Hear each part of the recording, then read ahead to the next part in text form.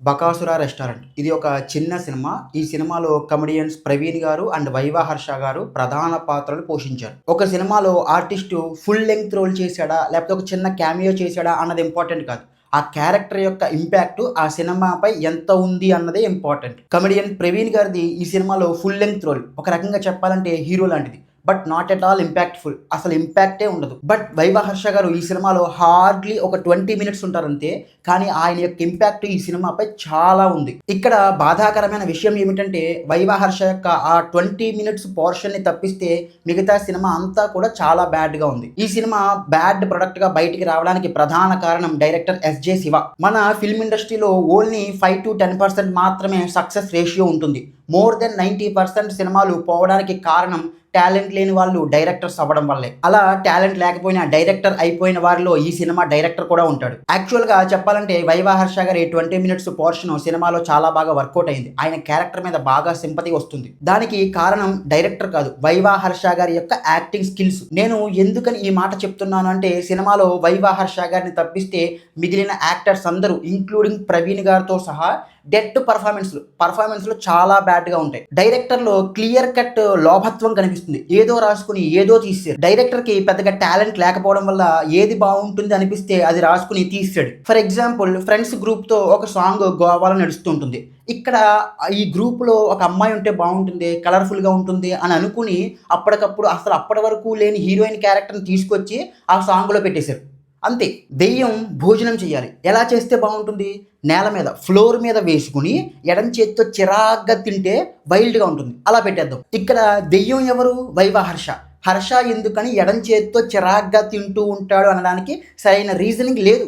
పోనీ హర్షది ఎడం చేతి వాటం అనుకుందాం. కానీ వాడు దెయ్యంగా మారిన తర్వాత నేల మీద వేసుకుని ఎందుకని తింటాడు?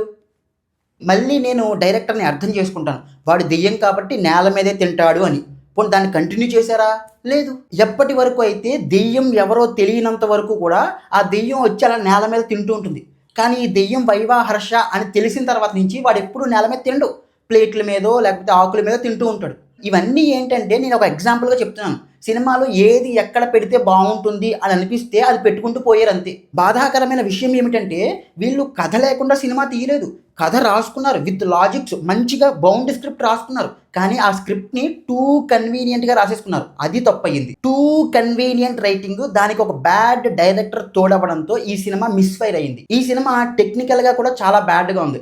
Bad music, bad cinematography, bad performances except 'viva Harsha', bad dialogues, bad screen play ఎంత బ్యాడ్గా ఉంది అంటే ఈ సినిమాలో ప్రవీణ్కి తన ఆఫీస్లో ఒక లవ్ ఇంట్రెస్ట్, ఒక గర్ల్ ఫ్రెండ్ లాంటి ఒక అమ్మాయి ఉంటుంది. వాళ్ళిద్దరి మధ్య ఎలాంటి రిలేషన్షిప్ ఉండదు. డైరెక్టరు కేవలం ఒక జస్ట్ హాయ్ చెప్పడానికి వాళ్ళిద్దరి మధ్య ఒక సన్నివేశాన్ని పెట్టి, సీన్ పెట్టి దాన్ని సినిమాలో పెట్టాడు. నేను ఎందుకని ఇంత పర్టికులర్గా చెప్తున్నాను అంటే సినిమాలో ఒక్క అనవసరమైన షాట్ కూడా ఉండకూడదని చెప్తాను నేను. బట్ నువ్వు ఒక అనవసరమైన కామెడీ సీన్ పెట్టావు, నేను యాక్సెప్ట్ చేస్తా. అది ఏదో ఒక కామెడీ సీను, జనాలు నవ్వుకుంటారు, కొంచెం రిలాక్స్ అవుతారు అని ఏదో డైరెక్టర్ ఆలోచించి పెట్టి ఉంటాడు అని నేను యాక్సెప్ట్ చేస్తాను దాన్ని. కానీ ఒక చిన్న హాయ్ కోసం నువ్వు ఒక సన్నివేశాన్ని రాసి దాన్ని సినిమాలో పెట్టావంటే దానివల్ల నీకు వచ్చిన లాభం ఏమిటి? ఏమైనా ఎమోషన్, నువ్వు చెప్పాలనుకున్న ఎమోషన్ ఆడియన్స్కి ఏమైనా కన్వే అవుతుందా? దానివల్ల ఏమైనా లాభం ఉందా? ఏమీ లేదు. వేస్ట్ అంతే స్క్రీన్ ప్లేకి. అంటే ఈ సినిమాలో స్క్రీన్ ప్లే ఎంత వేగ్గా ఉందనడానికి ఒక చిన్న ఎగ్జాంపుల్ చెప్పాను మీకు. ఇంకా ఈ సినిమాలో డైలాగ్స్ విషయానికి వస్తే పంచెస్ ద్వారా కామెడీని జనరేట్ చేయాలని చూశారు. కానీ అది వింటే మనకి వెగటొచ్చేస్తుంది. మచ్చుక్కి ఒక 2 డైలాగులు చెప్తాను. సినిమాలో కృష్ణ భగవాన్ గారు ఉంటారు కమెడియన్. ఆయన తన అసిస్టెంట్తో ఎరా వెళ్ళి విమ్ ఉంటుంది కదా, టేబుల్స్ క్లీన్ చేస్తారు, ఎరా విమ్ తీసుకెళ్ళి ఆ టేబుల్ క్లీన్ చేయరా అంటాడు. బాయ్ అంటాడు, సార్ విమ్ అయిపోయింది సార్ అంటాడు. అప్పుడు మన కృష్ణ భగవాన్ గారు ఒక పంచ్ అనమాట, నీ ఉమ్ము వేసి టేబుల్ క్లీన్ చేయరా అంటాడు. ఇది కామెడీ, మనం నవ్వాలి. మళ్ళీ ఇదే కృష్ణ భగవాన్ గారు వేరే సన్నివేశంలో ఎరా ఈ డబ్బులు తీసుకెళ్ళి డ్రాయర్లో పెట్టరా అంటారు. నీ డ్రాయర్లో కాదు, టేబుల్ డ్రాయర్లో పెట్టరా అని. ఇది ఏం డైలాగ్లా? కామెడీ ఇది? అంటే మచ్చుక్కి చెప్తున్నాను ఎంత చిరాగ్గా ఉంటాయి డైలాగులని, ఎంత బోరింగ్, ఎప్పుడో పాతకాలపు పంచులు, ఈ జబర్దస్త్ అట్లాంటి పంచులు ఇవన్నీ ఇవి చిరాకు వచ్చేస్తాయి ఇలాంటివి మాటలు. ఈ సినిమాలో చాలా చూపించారండి. ఒక కాశీవాలి బంగ్లా అని, దేవాంగన పిల్లి కన్నీళ్ళు అని, అలాగే తంత్రశాస్త్ర పుస్తకం అంటే చేతబడి చేసే పుస్తకాలు ఉంటాయి కదా, అవి ఏకంగా శివుడి నుంచే వచ్చినట్టు పెట్టి అది కూడా ఒక రైటింగ్లో ఉంటాయి. అవి కనీసం ఒక తాళపత్రాల్లో ఉంటే కొంచెం ఏదో ఆథెంటిక్గా ఉంటుంది. ఒక తంత్రశాస్త్రం శివుడి నుంచే వచ్చిందంటే కొంచెం రియలిస్టిక్గా ఉండాలి కదా. ఆ పుస్తకాలను ఏవి పెట్టి అవి ఏం వర్కౌట్ అవ్వవు. అండ్ ఎక్కువ సినిమాటిక్ లిబర్టీని కూడా తీసేసుకున్నారు. అండ్ సినిమాని ఆథెంటిక్గా కూడా తీయలేదు. సినిమాలో ఒక సన్నివేశంలో యూట్యూబ్లో ఒక వీడియో అప్లోడ్ చేస్తారు. ఆ వీడియో నుంచి వీళ్ళకి డబ్బులు వచ్చేస్తున్నాయని పెడతారు. అంటే ఇంకా మానిటైజేషన్ అవసరం లేదా, దాని గురించి చూపించరా? మళ్ళీ చుట్టుపక్కల వాళ్ళ ఇళ్లలో వాళ్ళు తినే ఆహారాల కూరలు అవి మిస్ అయిపోతే వాళ్ళు ఏవో పెద్ద పెద్ద పోయినట్టు పోలీసులందరినీ తీసుకొస్తాడు. ఆ పోలీస్ ఆఫీసరు ఎంత కామెడీ అంటే వాడు కంప్లైంట్ వివరాలని ఏమేమి పోయాయి అనే వివరాలని పచారీ షాపులో పద్దుల పుస్తకం ఉంటుంది కదా, ఇలాగ మనకు చిన్న పద్దుల పుస్తకం, ఆ పద్దుల పుస్తకంలో రాస్తాడు కంప్లైంట్ వివరాలని. అలాగే ఏదో డిఫరెంట్గా ట్రై చేసేయాలని చెప్పేసి ఇంటర్వెల్లో take care of your snacks అని వేశాడు. చాలా మంది డైరెక్టర్లు ఇంటర్వెల్కి డిఫరెంట్గా ట్రై చేస్తున్నారు, వాళ్ళ క్రియేటివిటీని చూపిస్తున్నారు అని చెప్పేసి డైరెక్టర్ కూడా take care of your snacks అని వేశాడు ఇంటర్వెల్లో. అది క్రియేటివిటీ బాగాలేదు. ఇవే భరించలేమంటే సినిమాలో డైరెక్టర్ ఒక కొత్త రోగాన్ని సృష్టించాడు. ఆకలి రోగం అంట. లిటరల్గా పేరే ఆకలి రోగం.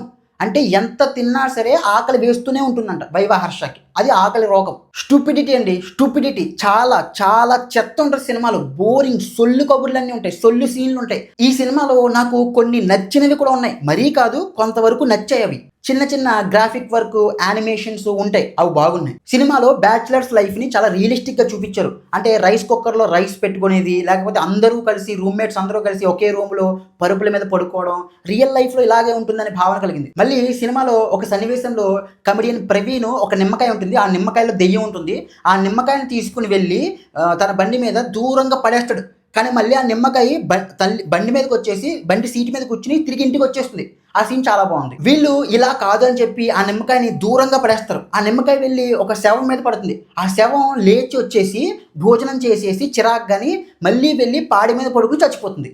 ఆ సీన్ కూడా చాలా బాగుంది. వైవా హర్ష యొక్క 20 minutes ఫ్లాష్ బ్యాక్ చాలా బాగుంది. మంచి ఎమోషనల్ సింపతి ఫీలింగ్ వచ్చింది. అలాగే క్లైమాక్స్లో కూడా వైవా హర్షతో కొన్ని ఎమోషనల్ మాటలు డైలాగ్స్ ఉంటాయి, అవి కూడా బాగున్నాయి. అంతే. ఇవి తప్పిస్తే సినిమా అంతా కూడా చాలా చాలా బ్యాడ్గా ఉంది. క్రింజ్ కామెడీ ఉంటుంది. ఒక సన్నివేశంలో అయితే ఎంత క్రింజ్ కామెడీ ఉంటుందంటే మన సోషల్ మీడియాలో క్రింజ్ స్టార్స్ ఉంటారు కదా, వీళ్ళందరినీ తీసుకొచ్చి ఒక క్రింజ్ కామెడీ ఎపిసోడ్ పెట్టే డైరెక్టర్. అవసరమే లేదు.